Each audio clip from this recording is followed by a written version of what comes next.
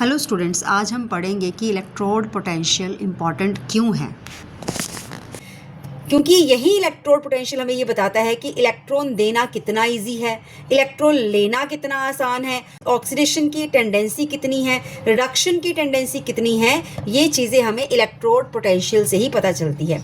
अब इसके बाद नेक्स्ट टॉपिक हमारा आएगा स्टैंडर्ड इलेक्ट्रोड पोटेंशियल क्या होता है। What is standard electrode potential.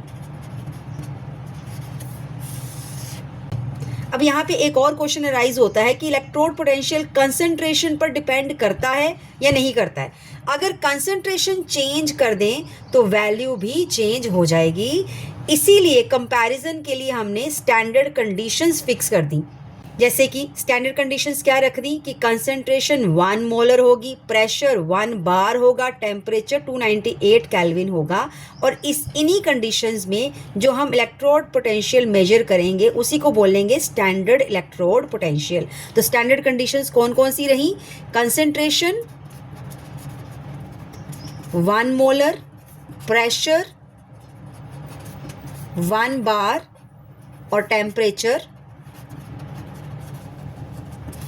298 kelvin.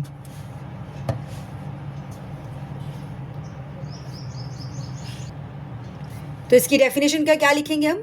तो इसकी डेफिनेशन क्या लिखेंगे? The electrode potential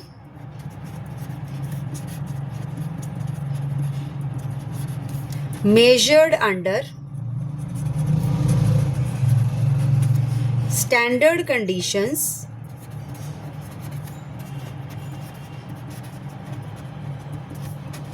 is called standard electrode potential.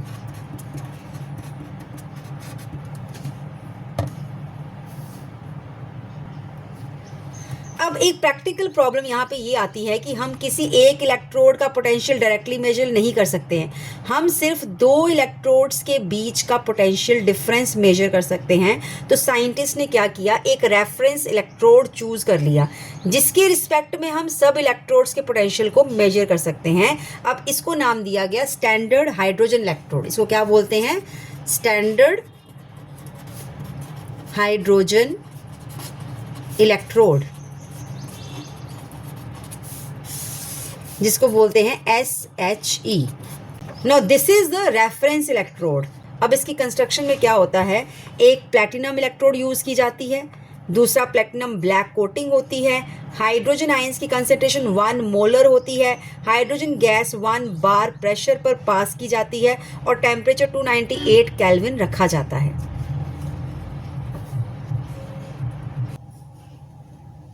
So this is the diagram for the standard hydrogen electrode. यहाँ पे जो हाफ रिएक्शन हम लिखेंगे, what is that? H positive plus electron that gives half hydrogen gas, H2.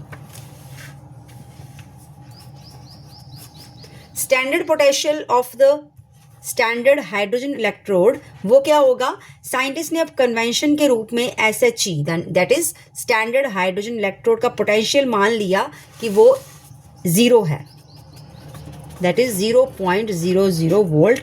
अब ध्यान आपने ये रखना है कि ये मेजर्ड वैल्यू नहीं है, ये जस्ट एक रेफरेंस वैल्यू है। अब इसको मेजर कैसे करते हैं? अब अगर किसी इलेक्ट्रोड का पोटेंशियल निकालना हो तो उसे हम स्टैंडर्ड हाइड्रोजन इलेक्ट्रोड के साथ कनेक्ट करते हैं, फिर इसी के बेसिस पर स्टैंडर्ड इलेक्ट्रोड पोटेंशियल्स डिटरमिन किए जाते हैं। यहाँ पे हम एक नई टर्म करेंगे विच इज EMF। EMF क्या होती है? सिंपल लैंग्वेज में EMF इलेक्ट्रॉन्स को सर्किट में चलाने वाली पुशिंग फोर्स होती है। इसको हम ऐसे भी कह सकते हैं, it is a maximum potential difference between the 2 electrodes of a cell when no current is flowing. So EMF is the driving force that pushes the electrons through the circuit. EMF electrons को चलाने वाली force होती है। अब यहाँ देखेंगे हम copper electrode.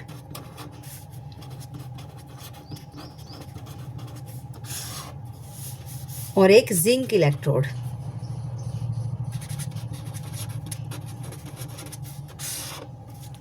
जब कॉपर इलेक्ट्रोड को हम स्टैंडर्ड हाइड्रोजन इलेक्ट्रोड के साथ कनेक्ट करते हैं ना, तो ईएमएफ की हमें वैल्यू मिलती है, दैट इज जिसको हम रिप्रेजेंट करते हैं ई नोट से, और वैल्यू है इसकी 0.34 वोल्ट। पॉजिटिव साइन का मतलब ये है कि कॉपर रिडक्शन को प्रेफर करता है। कॉपर आयंस आसानी से इलेक्ट्रॉन्स गेन कर लेता है which have already done in the Daniell cell. अब जिंक इलेक्ट्रोड, जब जिंक इलेक्ट्रोड को हम SHE मतलब स्टैंडर्ड हाइड्रोजन इलेक्ट्रोड से कनेक्ट करते हैं तो EMF हमें मिलती है that is equal to -0.76V। Negative sign का मतलब है कि जिंक ऑक्सीडेशन को प्रेफर करता है, जिंक आसानी से इलेक्ट्रॉन्स लूज कर देता है। अब हमें समझ आ गया कि डेनियल सेल में जिंक इलेक्ट्रॉन क्यों देता है, क्योंकि जिंक का स्टैंडर्ड इलेक्ट्रोड पोटेंशियल नेगेटिव है और कॉपर का स्टैंडर्ड इलेक्ट्रोड पोटेंशियल पॉजिटिव है, इसीलिए जिंक एनोड है और कॉपर कैथोड है।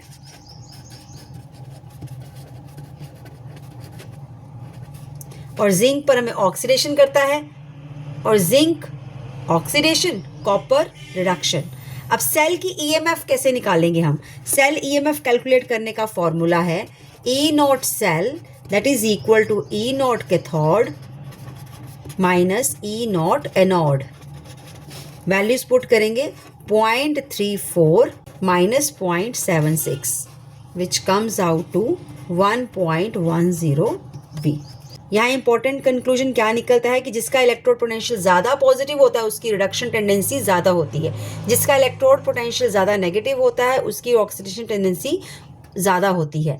अब हम क्विक रिवीजन कर लेंगे। गैल्वेनिक सेल केमिकल एनर्जी को इलेक्ट्रिकल एनर्जी में कन्वर्ट करता है। डेनियल सेल एक गैल्वेनिक सेल है। इलेक्ट्रोड और इलेक्ट्रोलाइट के बीच का पोटेंशियल डिफरेंस को हम इलेक्ट्रोड पोटेंशियल कहते हैं।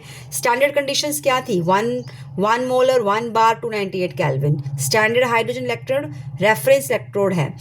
स्टैंडर्ड हाइड्रोजन इलेक्ट्रोड का पोटेंशियल हम हमेशा 0V होता है। So more is a positive E naught value, greater tendency for reduction. More is a negative E naught value, greater tendency for the oxidation. Thank you.